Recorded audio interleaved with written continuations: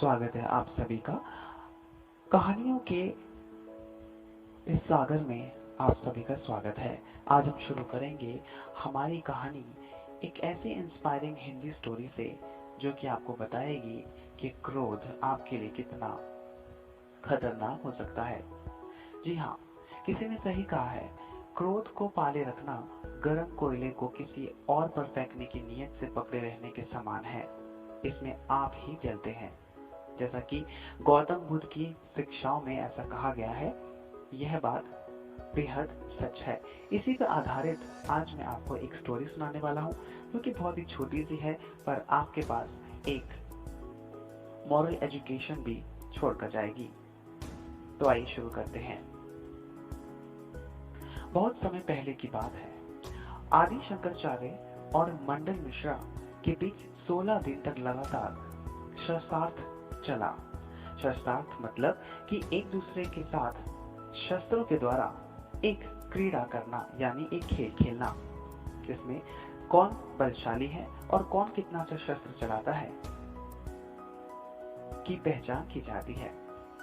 तो शस्त्रार्थ में निर्णायक थी मंडल मिश्रा की धर्मपत्नी देवी भारती। हार जीत का निर्णय उन्होंने ही करना था। इसी बीच देवी भारती को किसी आवश्यक कार्य की वजह से बीच में ही कहीं बाहर जाना पड़ा। लेकिन जाने से पहले देवी भारती ने दोनों ही विद्वानों के गले में एक एक माला डालते हुए कहा, यह दोनों मालाएं मेरी अनुपस्थिति में आपके हार और जीत का फैसला करेगी। यह कहकर देवी भारती वहां से चली गई। शस्त्रास्त्र की प्रक्रिया आगे चलती रही। कुछ देर बाद देवी भारती अपना कार्य पूरा करके लौट आई।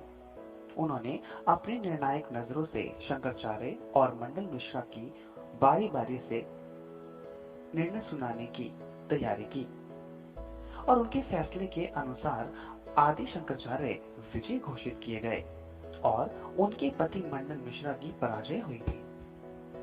सभी दर्शक हैरान हो गए कि बिना किसी आधार के इस विदुषी ने अपने पति को ही पराजित करार कर दिया।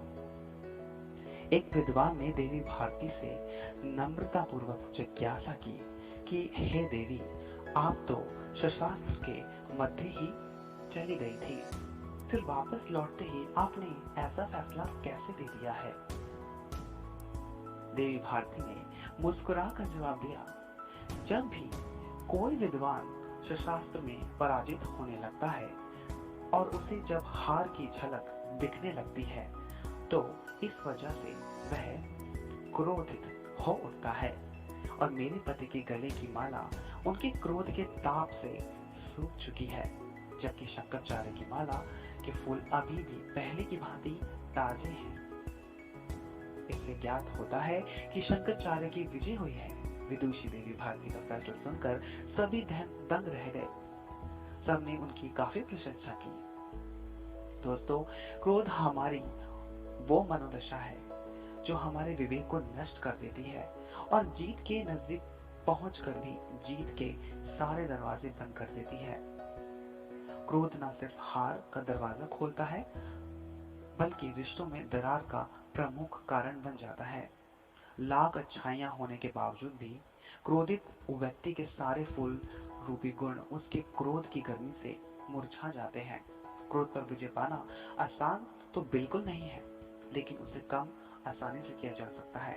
इसलिए अपने क्रोध के मूल कारण को समझें और उसे सुधारने का प्रयत्न करें। आप पाएंगे कि स्वतः आपका क्रोध कम होता चला जाएगा।